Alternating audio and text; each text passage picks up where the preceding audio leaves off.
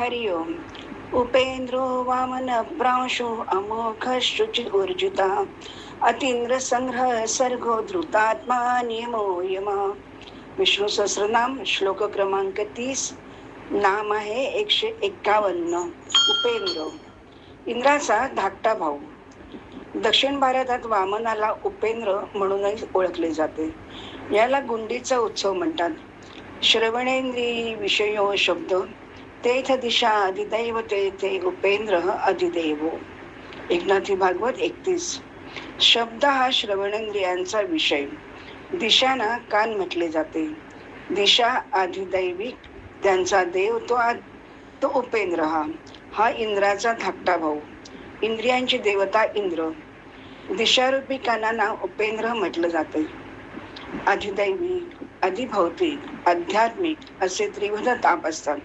भक्ताने सदैव भगवंताचे गुणगान कीर्तन ऐकावे, जेणेकरून इंद्रियांची कवाडे भक्तिरसात न्हाऊन निघतील, अंतर्बाह्य शुचिता येईल. असे हे श्री विष्णू उपेंद्र. 152. वामन, वामन रूपाने अवतार घेणारा बुटका, ठेंगू, बटू.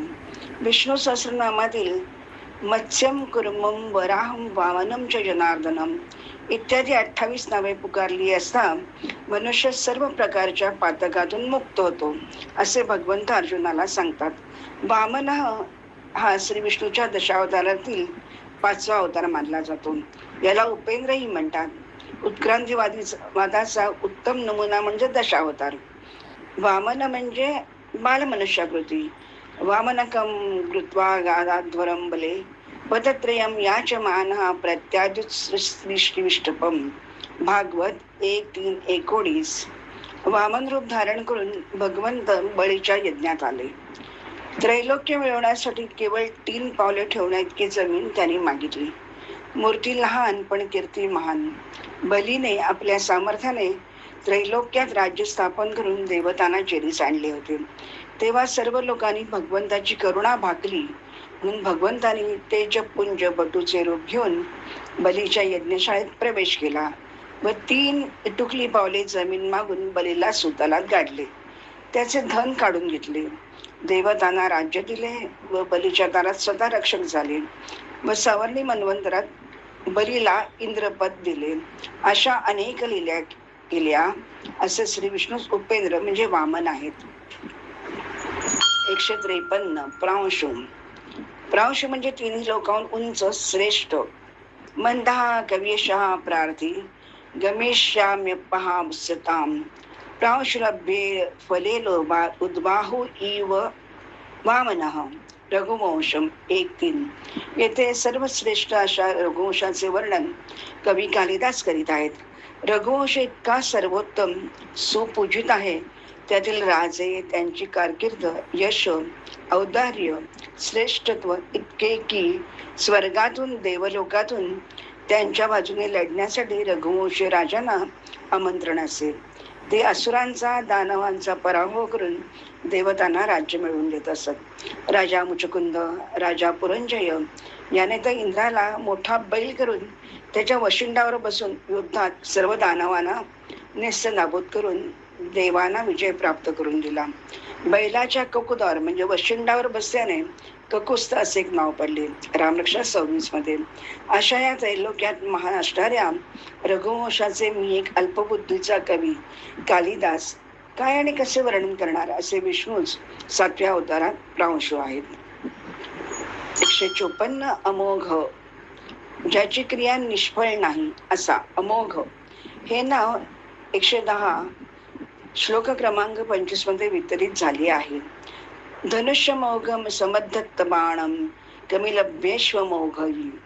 निशाणाचा अचूक वेध घेणारा बाण. अमोघ बल, शक्ती, वीर्य, दान. अमोघ प्रतिगृह्णांता वर्ध्यानुपदम आशिषः युतमोघतया. भगवंताने आपला बालसखा सुदाम देवाला अमोघ दान देऊन सुदाम नगरी सोन्याची केली.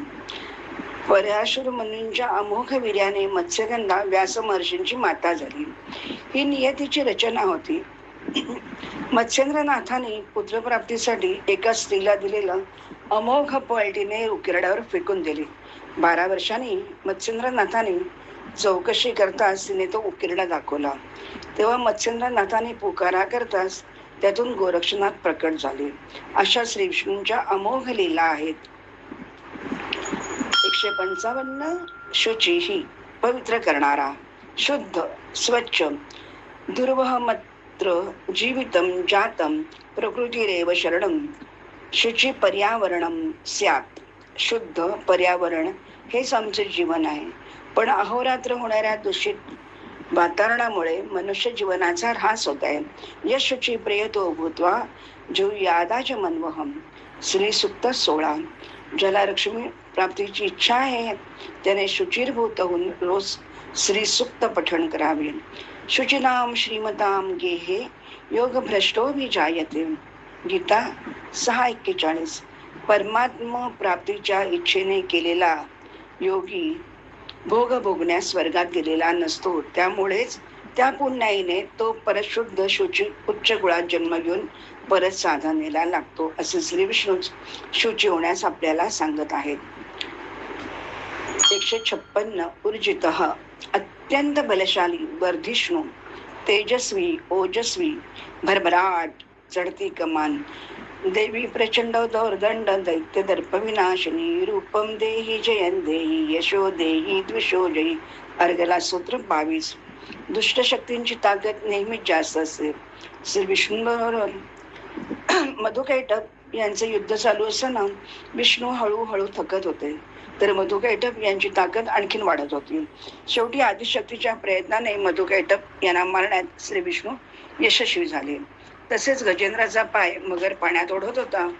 गजेंद्राला पाण्याची सवय नसल्यामुळे गजेंद्र थकत चालला होता, तर मगर पाण्यात राहत असल्यामुळे गजेंद्राचा पराजय होतोय असे लक्षात आल्यामुळे मगराची ताकद ऊर्जित होत होती. मगर त्याला आणखीन पाण्यात ओढत होता. गजेंद्र आता मात्र घामाघूम झाला. कठीण समय येता कोण कामास येतो या उक्तीनुसार अखेर त्याने भगवंतांना आर्ततेने हाक मारली. तेव्हा भगवंत त्याच्या रक्षणासाठी गरुडावर बैसून माझा कैवारी आला आणि त्यांनी गजेंद्राला मगराच्या तावडीतून सोडवले. सर्व असुरांची ताकद तामसी असते. देवांना हरवून त्रैलोक्य राज्य करायचे असते, म्हणून भगवंताला प्रसन्न करून तपस्येने असुर आपली ताकद ऊर्जित करीत असतात. पण भगवंतापुढे कोणाचं पाडावं लागणार? वर देणारे भगवंत आणि शक्तीचा बिमोड करून यमसदनाला नेणारेही भगवंत असे श्री विष्णूच ऊर्जित आहेत. 157 अतींद्र. अतींद्र म्हणजे इंद्रापेक्षाही श्रेष्ठ, देवांपेक्षा श्रेष्ठ इंद्र, इंद्रापेक्षा श्रेष्ठ अर्थात परमात्माच, ज्याच्याहून श्रेष्ठ कोणीच होऊ शकत नाही. इंद्रालाही इंद्रपद देणारा तसेच त्याचे गर्वहरण करण्यास परमात्माच आहे असे विष्णूच अतींद्र आहेत. संग्रह 158. प्रलय काळी सर्वांना सामावून घेणारा, यदिच्छन्तो ब्रह्मचर्यं चरंती तत्ते पदम संग्रहेण प्रवक्षे. ब्रह्माची उपासना करणारे ज्या रीतीने त्या ब्रह्माला प्राप्त होतात असे सर्वतोपरी विलक्षण तत्व मी सांगेन तुला, असे भगवंत अर्जुनाला सांगतात. भजन्त्यनन्य मनसो ज्ञात्वा भूतादिमव्ययम्. गीता 9:13. मी सर्व प्राण्यांचा आधी आहे आणि अविनाशी आहे. तात्पर्य, संसार उत्पन्न झाला नव्हता त्यावेळीही मीच होतो आणि संसार लीन होईल त्यावेळी मीच राहीन, असा मी अनादी अनंत आहे. अनंत ब्रह्मांड, अनंत सृष्टी, अनंत स्थावर जंगम प्राणी मात्र माझ्यापासून उत्पन्न होतात, माझ्यातच राहतात, माझ्याकडून त्यांचे पालन होते, माझ्यातच ते लीन होतात. परंतु मी जसाच्या तसा निर्विकार राहत असतो. प्रभव प्रलयस्थानम निधानम बीजमव्यम. गीता 9:18. महासर्ग अवस्थेत संपूर्ण प्राणी ज्यात राहतात तो निवास आणि महाप्रलय अवस्थेत प्रकृतीसह संपूर्ण संसार ज्यात राहतो ते स्थान मीच आहे, म्हणून असे श्री विष्णू संग्रह आहेत. 159. सर्ग. सर्ग म्हणजे सृष्टीरूप, रचना, प्रकरण, अध्याय, अत्र सर्गो विसर्गश्च स्थानं पोषणमूतयः मन्वन्तरेशानुकथा निरोधो मुक्तिराशया. भागवत 2:10. भागवत पुराणात सर्ग, विसर्ग, स्थान, पोषण, उती, मन्वंतर, ईशानुकथा, निरोध, मुक्ती, आश्रय अशा 10 विषयांचे वर्णन केले आहे. ईश्वराच्या संकल्पाने सत्व रज तम गुणांमध्ये विषमता उत्पन्न होऊन रूपांतर झाल्याने जी आकाशादी पंचमहाभूते, शब्दादी तन्मात्रा, इंद्रिये, अहंकार आणि महत्त्व स्वरूप विराटाची जी उत्पत्ती होते त्याला सर्ग म्हणतात. अशा विष्णूंच्या संकल्पातून सर्गादी 10 विषयांनी युक्त महाभागवत पुराणाची निर्मिती होऊन भक्तांच्या भेटीसाठी भगवंतांनी आपल्या वाङ्मयीन मूर्तीने भागवत पुराणात प्रवेश केला असे श्री विष्णूच सर्ग आहेत. 160 धृतात्मा. धृतात्मा म्हणजे शुद्ध, पवित्र, स्थिर, धीर आत्मा. आत्मा हा सनातन आहे. तो नित्य अस्तित्वात असतो. आत्मा हा पूर्ण ज्ञानमय असतो, पूर्ण चैतन्य स्वरूप असतो. म्हणून चेतना हे आत्म्याचे लक्षण आहे. हृदयस्थ आत्म्याला कोणीही शोधू शकत नाही, तरी आत्म्याची उपस्थिती केवळ चेतनेच्या उपस्थितीवरून जाणू शकतो.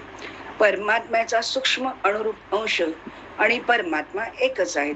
शरीराप्रमाणे ज्याच्यामध्ये काही बदल होत नाही, काही वेळा आत्म्याला कुटस्थ किंवा स्थिर असे म्हटले जाते. नैनन चिंदंती शस्त्राणी नैनन दहती पावकः. गीता 2:23. नित्य सर्वगत स्थाणुर अचलोयम सनातनः. गीता 2:24. हा आत्मा तुटणारा, जळणारा, वाळविला जात नाही. हा नेहमी टिकणारा, शाश्वत, सर्वव्यापी, अपरिवर्तनीय, निश्चल, नित्य धृतात्मा आहे. आश्चर्यवत पश्यति कश्चिदेन. कोणी आत्म्याकडे विस्मयकारक, अद्भुत, आश्चर्यकारक म्हणून पाहतात. परमात्म्याच्या कृपेने त्याला जाणता येते. अशा परमात्मा श्री विष्णू धृतात्मा म्हणून योग्य आहेत. 161 नियम. लोकांना आपल्या अधिकारात ठेवणारा, कायद्यानुसार, आचार प्रणाली, शास्त्रानुसार, धर्मानुसार कार्यपद्धती. पतंजली योग दर्शनात अष्टांगातील दुसरे अंग नियम. दानम स्वधर्मो नियमो यमश्च श्रुतं च कर्माणि च सत्व्रतानि सर्वे मनोनिग्रह लक्षणांताः परो हि योगो मनस समाधी. दानम धर्म, नियम, यम, वेदाध्ययन, सत्कर्म, ब्रह्मचर्य नियमाने केल्यास मन एकाग्र होऊन भगवत चरणी लागेल. हाच परम योग आहे. हेच जीवनाचे परम कल्याण. श्रीकृष्ण गीतेत वारंवार सांगतात. योग कर्मसु कौशलम. गीता 2:50. नियमानुसार, निसर्ग नियमानुसार हा पर्जन्य काळ, त्यानुसार संन्याशांना यातायात करणे गैरसोयीचे होते. म्हणून भगवंताच्या संकल्पातून एकोऽम्बोस्याम ते सर्व भूतानि कौन्तेय प्रकृतिं यान्ति मामिकाम. कल्पक्षय पुनस्तानि कल्पादो विसृजाम्यहम्. गीता 9:7. प्रलय, लीन होणे, मिटून जाणे हे नियमाचे आवर्तन आहे असे श्री विष्णूच नियम आहेत. 162 यम. अंतःकरणात राहून नियमन करणारा. यम ही अतिशय चोख नियमन करणारी देवता मानली जाते. अष्टांग योगातील प्रथम अंग यम आहे. त्याचे नियमन झाले म्हणजे पुढील प्रवास सुकर होईल. नीलांजन समाभासम रवी पुत्रम यमाग्रजम. नवग्रह स्तोत्र.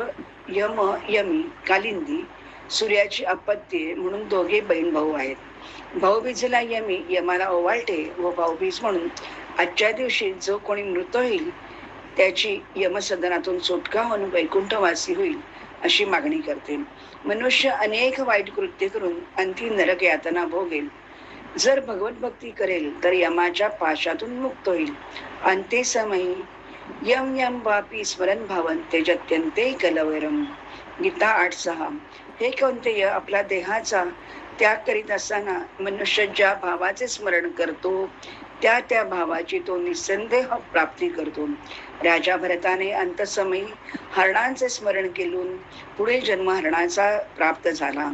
अजामिळाने अंत्यसमयी नारायण मुलाला हाक मारली तेव्हा यमदूत अजामिळाचे प्राण गेले आले असताना विष्णुदूत त्याला न्यायला आले. यमाने सांगितले, आपल्यावर फक्त परमात्म्याची सत्ता चालते, त्याला सोडा. इतके यमनियम कडक आहेत. यम ही उत्तम व्यवस्था आहे. ओम सूर्यपुत्राय विद्महे महाकालाय धीमहि तन्नो यम प्रचोदयात. यम गायत्री असे विष्णूच लोकांना वटणीवर आणण्यासाठी यम होतात. अशा प्रकारे श्लोक क्रमांक 30 आणि 162 नामे पूर्ण झाली. हरि ओम.